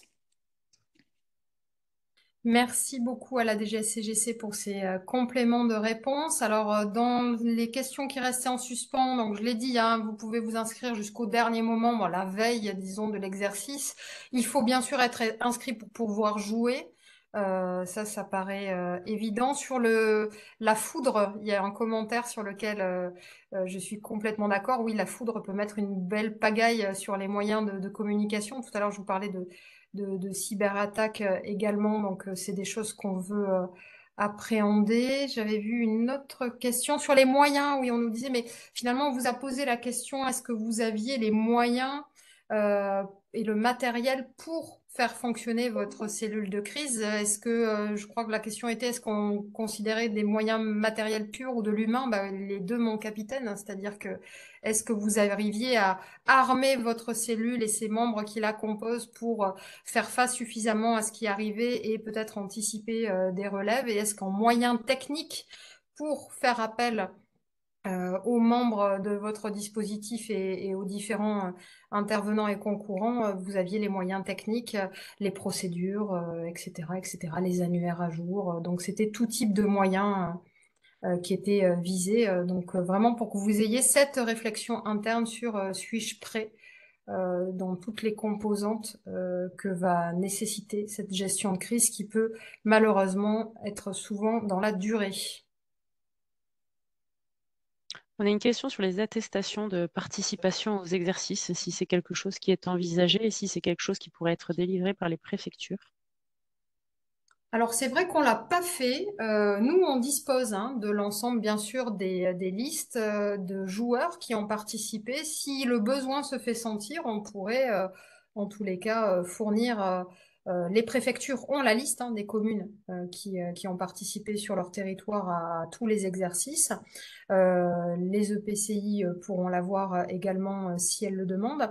Mais effectivement, on pourrait fournir une attestation à chaque joueur ou en tout cas aux joueurs qui le demandent. Donc, s'il y avait des besoins pour l'officialiser et le mettre en place, n'hésitez pas. Est-ce que côté DGSCGC, vous voulez compléter là-dessus sur ces attestations, ces preuves d'exercice réalisées?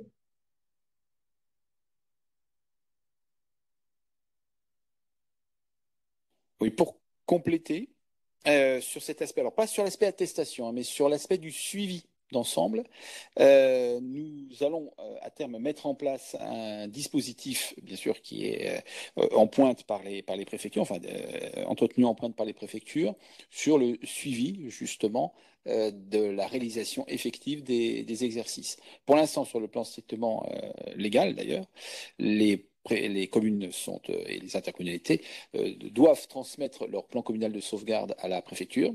Je rappelle que ça ne vaut pas validation du plan, hein, c'est simplement une transmission administrative et que parallèlement à ce que la loi Matras a mis en place, eh bien, nous allons à terme également assurer un suivi de la bonne réalisation des exercices. Mais je dis bien que c'est un peu distinct de la partie attestation, mais en tout cas, l'idée, c'est de garder la mémoire des exercices qui sont ainsi réalisés. Alors, je ne rentre pas sur le détail parce qu'il n'est pas encore totalement arrêté sur le plan technique, mais l'idée est bien là, puisque, bien évidemment, à partir du moment où une obligation légale se met en place, très régulièrement, ne serait-ce que les assemblées parlementaires vont demander des comptes sur la réalisation effective des obligations en question. Et donc, l'obligation de réaliser des exercices, au moins un exercice tous les 5 ans, fera partie de ces contrôles pour lesquels, d'ailleurs, le ministère de l'Intérieur devra donc rendre des comptes à la représentation parlementaire.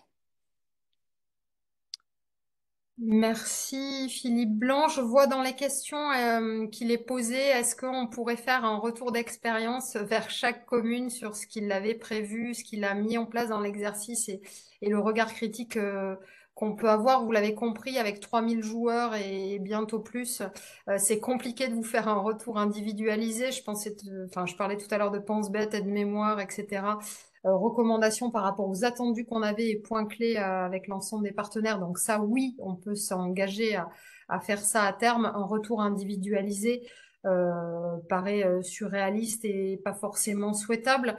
Je le disais, dans cette démarche d'auto-évaluation également, d'auto-test, d'auto-entraînement, avec cette aide-mémoire, checklist, point de repère, vous serez en capacité de vous auto-critiquer, auto-juger et puis soyons humbles aussi, on ne connaît pas forcément vos territoires, vos capacités, et notre vision pourrait être en partie erronée, même s'il y a des standards sur certaines réactions. Est-ce qu'il reste des questions? Peut-être, est-ce que côté DGS-CGC, vous vouliez compléter par rapport aux enseignements avant qu'on passe à la conclusion? Prédicte également, Lucille n'hésite pas. S'il n'y avait pas de questions majeures, donc n'hésitez pas si on n'a pas répondu à tout, si d'autres questions vous viennent à nous interpeller. Hein. C'est vraiment avec vos retours qu'on va pouvoir, savoir si on va dans le bon sens, si ce qu'on fait vous est utile, c'est quand même le sens de notre action. Qu'on puisse également préparer, ce que je le disais, n'est pas l'alpha et l'oméga, c'est une marche, une étape. Elle vient prendre sa place dans l'ensemble d'un édifice. Par contre, il est évident qu'on va essayer de parfaire l'outil pour qu'il réponde au mieux aux vos attentes et à cette ambition de monter en compétences communes et interacteurs, mais qu'on peut également nous identifier avec le ministère en charge de l'écologie, le ministère de l'Intérieur et au sein de notre réseau et au sein de la FPCNT, envisager des actions qui vont venir répondre également à vos attentes et qui ne passeront pas par Préparisque. Je pense notamment à des actions de sensibilisation, de formation, des sessions peut-être spécifiques sur la communication de crise, etc. Donc, il y a quelques discussions qui sont en cours. On parlait de risque d'attentat également, j'ai vu dans le chat. Vous l'avez compris, on va commencer à élargir le scope quand on parle de crise combinée. Je vous disais, c'est pas simplement des risques majeurs combinés, des effets dominos. On est aussi sur une ouverture, effectivement, risque et menaces, l'attentat faisant partie des menaces. Mais je ne vous dis pas que ce sera un des scénarios qu'on va tester cette année, mais peut-être qu'à terme, dans les prochains mois, il y aura en partie un exercice là-dessus, je ne sais pas. Ce sera à mûrir. Juste, Ghislaine, peut-être pour dire un petit mot, simplement pour vous préciser que, comme ça a été présenté là lors de la présentation, l'ensemble des nouveaux exercices pour la session d'octobre sont désormais en ligne sur la plateforme. Donc, vous pouvez d'ores et déjà vous inscrire. Je vois qu'il y en a qui l'ont fait en direct, puisqu'on a déjà des premières inscriptions là, sur les 8 nouveaux exercices. Donc, n'hésitez pas à vous connecter. Donc, comme l'a rappelé Aurélie, avec vos anciens identifiants, si vous avez participé à la première session d'exercice, et à vous inscrire avec de nouveaux identifiants si vous n'avez pas encore participé à la première session d'exercice. Je vois pour finir, et puis je vous propose de passer ensuite à la conclusion, une question si est-ce que les communes ont d'autres canaux d'information sur l'opération que les préfectures? Alors je l'ai dit, on a les réseaux classiques, hein, Facebook, Twitter, LinkedIn qu'on a cités. Donc on essaie de pousser sur ces réseaux sociaux. On a également envoyé à plusieurs reprises des emailings aux adresses des communes et intercommunalités de France en notre possession. On a mobilisé et on les a, on remercie à nouveau les partenaires relais hein, qui étaient cités tout à l'heure, Marie, Sanep, Céprime, Cyprès, Irma, etc. Donc qu'on va remobiliser pour les nouvelles sessions pour diffuser l'information. Voilà. Si vous avez des relais à nous suggérer, n'hésitez pas également, ou si vous pouvez faire connaître à votre niveau à des relais associations départementales des maires, AMF, etc. Merci de le faire pour nous et pour faire connaître cette démarche. Je vous propose sur la conclusion, donc merci déjà aux joueurs hein, parce que finalement cette démarche était pour vous et n'a pu exister, on a pu en tirer des enseignements que grâce à vous. On compte sur vous bien sûr pour les nouvelles éditions et pour parfaire avec nous ce dispositif. Merci également donc aux deux ministères, hein, le ministère de la transition écologique et de la cohésion des territoires et le ministère de l'Intérieur et des Outre-mer pour le soutien et la collaboration. Merci également donc aux équipes de Prédict et à mes équipes côté AFP-CNT, notamment Lucille Mouansaïd pour le gros travail fait. Je fais un clin d'œil également à Boris Callot sur cette opération et Laurence Bonhomme sur la partie communication. Pour nous, c'était une opération un petit peu inédite. Alors, on avait fait cette démarche expérimentale focalisée inondation avec le cyprès sur la zone sud et donc on s'en est inspiré, mais sur du multirisque à l'échelle nationale, c'est vraiment une expérimentation qu'on a voulu lancer au niveau national et on remercie encore le ministère de l'Intérieur de nous avoir suivis parce que c'était pas évident en termes de réussite. Aujourd'hui, on est content parce que ça a permis de rassembler, de réunir un réseau et de s'améliorer collégialement, je dirais, pour être chacun plus résilient. Donc, en termes de contribution à la culture du risque et de sensibilisation des acteurs à la gestion de crise, on pense que c'est un bon outil, même si ce n'est pas l'outil miracle. En tous les cas, il y contribue fortement. Vous avez donc ces dates que je vous ai communiquées, 3 octobre, 5 octobre, 13 octobre, 17 octobre, qui arrivent sur des rejeux d'exercices un peu standards, hein, comme on les a vus, plus des exercices donc territorialisés, ultramarins, pour la zone Antilles, la zone Réunion et des exercices crise complexe plutôt sur fin octobre et novembre. Donc, vous aurez les dates très vite à l'issue du webinaire. Et puis, vous l'avez vu, hein, on a encore pas mal de travail pour répondre à vos attentes, mais par cliquet progressif, on les prend en compte. N'hésitez pas à critiquer. La critique est positive et nous fait tous progresser. Donc, on a besoin aussi de votre retour d'expérience et que vous critiquiez cet outil pour qu'il soit le plus adapté possible. Je laisse le mot de la fin au ministère en charge de l'Intérieur. Bien, je vous remercie. Je me joins tout d'abord à vos remerciements pour saluer l'ensemble des partenaires qui ont permis le déroulement de cette première campagne et qui annoncent donc cette nouvelle campagne d'exercice. Et puis, bien évidemment, pour vous remercier, vous, Association française de prévention des catastrophes naturelles et technologiques, qui est à l'initiative de ce dispositif. Pour conclure, eh bien, la préparation à la gestion de crise est au-delà d'une obligation légale, un devoir que nous devons à nos concitoyens. C'est un tonneau sans fond, c'est-à-dire qu'un exercice, c'est très bien, mais ce n'est pas un aboutissement. Il faudra renouveler à l'infini l'opération pour que l'ensemble des équipes soient prêtes à faire face différentes situations fâcheuses qui peuvent affecter nos concitoyens et qui sont malheureusement de plus en plus nombreuses et répétitives et qui les impactent de plus en plus gravement, et de rebondir d'ailleurs sur ce qui a été aussi évoqué, que ça participe à un dispositif global qui porte aujourd'hui le nom de résilience, qui est une préparation de l'ensemble de la société, et notamment dirigée vers nos citoyens, vos concitoyens au niveau des communes, pour pouvoir justement faire face ensemble. C'est vraiment un travail collectif, faire face ensemble aux conséquences de tous ces événements fâcheux qui nous frappent régulièrement, qui frappent régulièrement nos territoires. Voilà, donc merci à tous pour votre implication.